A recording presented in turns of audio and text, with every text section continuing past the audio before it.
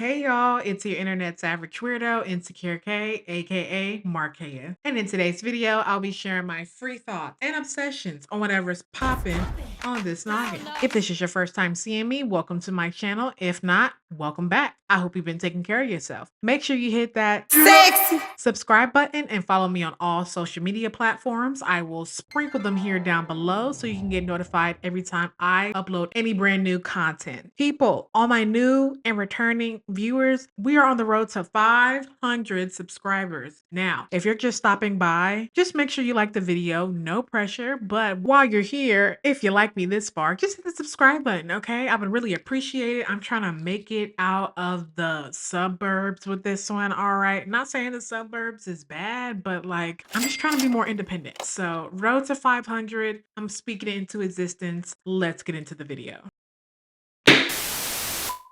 In today's court session, we have Magazine Dreams starring Jonathan Majors as Killian Maddox. He is an inspiring bodybuilder who is looking after his sick grandfather while pursuing his dreams and struggling to find human connection. Maddox's obsession with being the best and one day gracing the cover of a magazine like his hero Brad Vanderhorn ultimately leads to a downward spiral as his rage grows and his grip starts to slip. The film is an examination of celebrity, violence, and the American dream told through the lens of one man's relentless pursuit of admiration and respect. This movie came out March 21st. It is 2 hours and 4 minutes long. Now, we're gonna kind of talk about what I watched, what I experienced watching this movie. I will say it was a great movie and I am going to spoil it. If you don't want me to spoil the movie, definitely go ahead and click off, watch something else. I'll wait.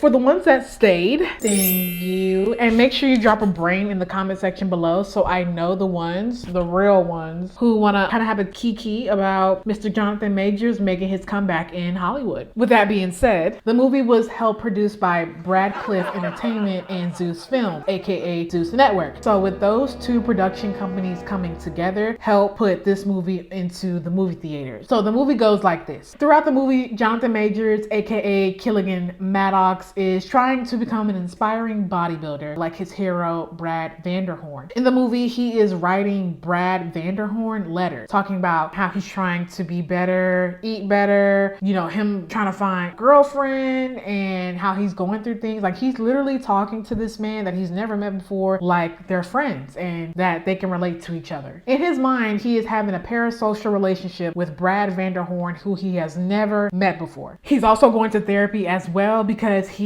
is battling anger issues, right? He has a short temper and he kind of crashes out a lot throughout this movie. Now, don't get me wrong, I love a good crash out. It depends on what you're crashing out for, but the stuff he was crashing out for, it was just very hard to like watch. It's like watching a train wreck. It's like you want to watch it, but it's like you low-key don't want to watch it because you know the outcome, but it's just hard to take your eyes off. And that's what his character was. He was a train wreck. It's like you never know what to expect throughout the entire movie. Now, I really didn't have any expectations going into the movie. I didn't really know what it was about. I knew it was about bodybuilding, but I didn't know to the extent of what the movie was going to entail because, you know, I'm not in the bodybuilding world. I've worked out at a bodybuilding gym before, and to be honest with you, it was very inspiring because at the gym they had pictures of the bodybuilders who worked out at that gym and won competitions, you know, I guess working out at that gym. So looking at those pictures on the wall, it's kind of like, wow, I want a body like that, you know, or I want to obtain that type of muscle definition in some type of way, whether it's like, you know, I ain't trying to get all the way buffed out, but I want my arms to look that way. I want my legs to look that way or my stomach to look like that way. It's kind of like a, you know, aspiration. Like, it's a goal that you want to chase, you know, like a high or, you know, a rush, right? But I feel like with Killian, he took it a little bit too far, you know? In the midst of him having a parasocial relationship with a bodybuilder that he has never met before, but who he looks up to, he has anger issues. You could tell the whole like bodybuilder scene type of vibe. It's very critical. It's giving Insecure. Like, you're working out to look a certain way in order to impress other people, in order to win awards for your body. If you're working out doing the best you can, I feel like with anything, and then someone comes back to tells you that it's not good enough or you could do better doing A, B, and C, that definitely will take a toll on you. And throughout the movie, that's what Killian was expressing. He was working out, doing what needs to be done, but when you go to a competition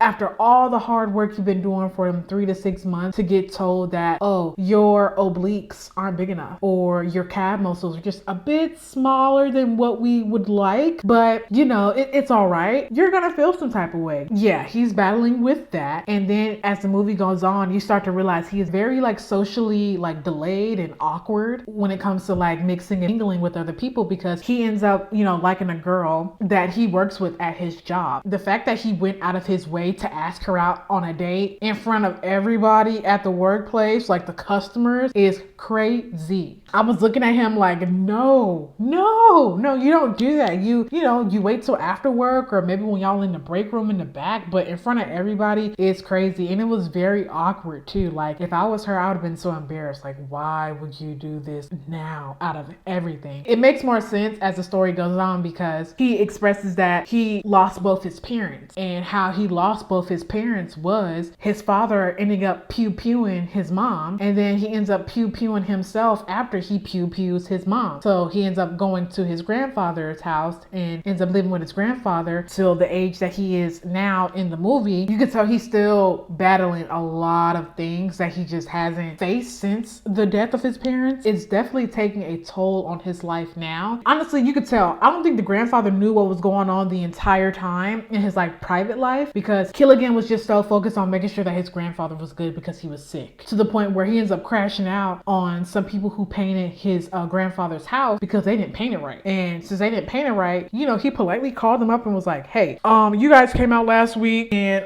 my granddad said that you guys didn't paint the house right, so I need y'all to come back out again and repaint the house, because we paid y'all to do a service, y'all didn't do it correctly, so come back and redo it. Well, they tell him, yeah, we're not coming back, or we will come back, but you gotta pay us again. Killigan's like, no, I'm not paying y'all again. I already paid y'all one time, y'all did it wrong, so come back out and do it again. They end up telling him, yeah, no, we're not doing that. So guess what Killigan did? Crashed out, went to their place of business, ended up trashing the place. They find out who did it. They come back to his house. You're probably wondering, well, how do they know where he lived? The people at the paint shop knew who trashed their store, end up coming back to his granddaddy house, beats up Killigan in the front yard, right? And what makes it even worse was he had a competition that day. Gets beat up, goes to the competition bloody, right? Goes in front of the people and is doing like the whole, you know, showing off and everything and doing everything. And it's just like, it was so hard to watch, because it's like, you know, a lot of people have a lot of goals in life that they want to conquer and achieve. And some people would do 1 in a million to get that, right? And I feel like his passion for bodybuilding was so bad, it wasn't healthy, right? The fact that you are so pressed to try to prove to other people,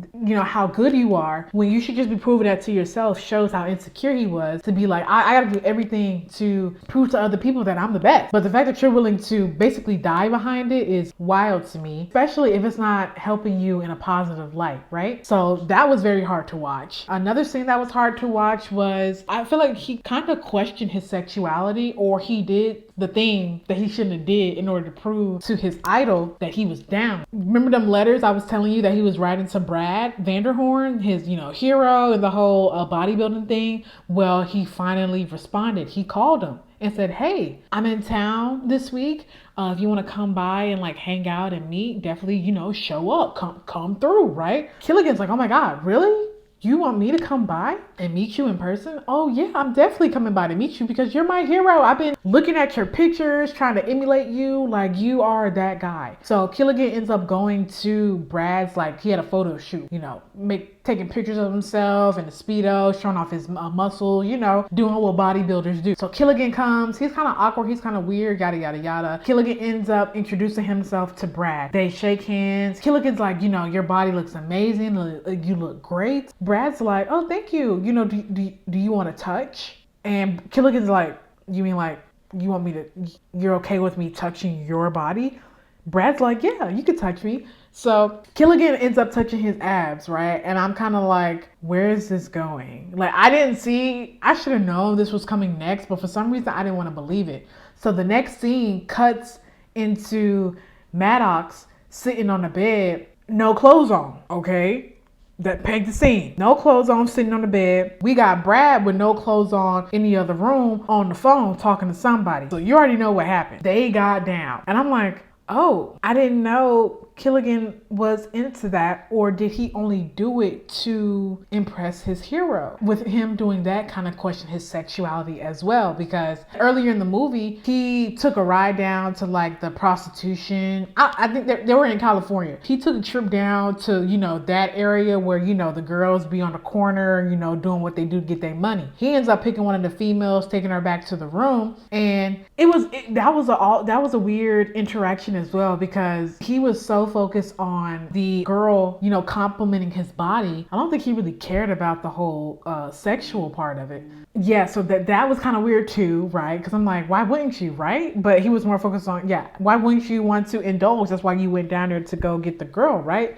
But that was a weird interaction too. So I was kind of like, oh, okay. But yeah, but throughout the whole entire movie, it was very like, you really felt bad for the guy. Even though the movie is fake, it's a fictional character, it was made up, you really feel bad for this guy, because it makes you think deeper into the whole bodybuilding situation. Like, is this what's really going on behind the scenes? It definitely showed drug abuse with the whole steroids, because that is a thing in the bodybuilding community. They kind of use that to help with their appearance, but it also leads to, you know, them having temperaments and anger issues while taking that medication. He did suffer a health scare in the movie, which I felt definitely was an eye-opener on the whole bodybuilder like world, because, you know, like I said, he got beat up in his front yard by the people from the paint shop. While he's looking beat up, right, he ends up going to the competition, still performs in front of the judges, but passes out, you know, flexing his muscles. Ends up going to the hospital. The doctor is like, you have liver cancer, and yeah, you need to get this out of you before basically you end up gone. You know, the doctor is in preparation of preparing his surgery because we need to get this out of his body now. Killigan's like, no, we're not doing that. The doctor looking at him like, well, why not? Killigan's like, it's not good for competition. They don't like scars. And the doctor's looking at him like, what? You're worried about being a bodybuilder versus your health? And yeah, that's just what it was. And I was kind of like, wow, that says a lot about that whole atmosphere, if that's what really does go on behind the scenes of, you know, being a bodybuilder or, you know, being in competition. It's kind of like, wow, people really unalive themselves behind a lot of things when it comes to becoming the best, whether that's becoming an entertainer, sports, and a bodybuilder. The fact that he wasn't willing to put his health first versus his hobby was crazy, but it's something that probably goes on behind the scenes that we honestly don't know about. So all in all, the movie was really, really good. I really enjoyed it. It was one of those movies that after you leave, it makes you think. Mentally and emotionally, I was a bit drained, because like I said, the whole time he was crashing out, right? And it's hard to watch a train wreck when you know you want to watch the outcome of it, right? With me being an empath, I felt like I put myself in his shoes, because I like going through a journey with an actor or with a movie or with a song, you know? It makes it more personal within myself to be like, wow, that was very traumatic. That was very eye-opening. It was very inspirational, inspiring, depending on, you know, what type of movie it is, what type of song it is, you know? Watching Jonathan Majors play that role like that was like, bravo. It was beautiful. It was amazing. It was an eye-opener to know people probably go through on a day-to-day, but we just don't know about it, especially in that world where you take criticism on a daily and, you know, you're comparing yourself to other people. You're like, I want to be the best. No matter how I get it, I want to get it. And that movie definitely proved a lot. And I feel like that was the message of the movie, because it did end off with him kind of turning around his ways, because I don't want to spoil it too much, right? Because I still want you to definitely take your time to go out and watch the movie. Or if it comes on streaming platforms, which I hope it does, because I want to rewatch it again. Yeah, he ends up turning himself around at the end of the movie, but I hate that the movie ended off with like such a cliffhanger, because it leaves us with interpretation. Could there be a Magazine Dreams Part 2? You know, could it be a spinoff into a TV series? Like, what's next for Killigan Maddox? My final thoughts on the movie: Jonathan Majors, you did an amazing job portraying Killigan Maddox in Magazine Dreams. I really did enjoy watching your character struggle internally, mentally, emotionally, and it just shows how, you know, we all have a written destiny and we all have to go through certain things in life in order to get to the other side. I feel like with your character specifically, it had to go through that in order for him to be the man that he was at the end of the movie, even though it left off with a cliffhanger. I see a lot of people who go through that in today's climate, just maybe in a different lane, whether that be they're trying to be a rapper or a YouTuber, the best streamer. We have to go through things in life in order to get to the other side. Now, your story was a bit wowzers, but at the end of the day, you never know what someone's going through. You know, I pray that this movie does help you come back into Hollywood, but I also hope that you learned your lesson from the last situationship with your ex-girlfriend, because, you know, congratulations on you being a newlywed to Megan Good. But just know, the Black community loves Megan Good, okay? If you end up doing the same thing you end up doing with your ex onto Megan Good, you thought your career was over the last time, it's gonna be definitely done this time around if you do Megan Good bad. I can't wait to see where you end up next with your next role in Hollywood, whether that be on a TV series, a movie. Yeah, I want to see more. Definitely go check out Magazine Dreams. It is in theaters now. I don't know if it's going to come on streaming platforms, but if it does, I'm definitely going to rewatch it again. I'm going to say this movie gives a 9 out of 10. A 9 out of 10 for sure. Only reason why I wouldn't give it a 10 out of 10 is because of the cliffhanger at the end of the movie. I just hate that. So other than that, it was really, really good. Go check it out. This is free promo. I'm honestly just talking about it because, I don't know, it really got me thinking after I left, like, wow, that movie was interesting. And I want to talk about it. Thank you for tuning into my video and clicking on my channel. You could have been doing anything else in the world today, but you chose to watch me, and it's very much appreciated. We're going to end this video off on a good note. Blessings to you all. Remember, you gotta do what you gotta do to get to where you're going. I'll see you in the next video. Bye, you guys.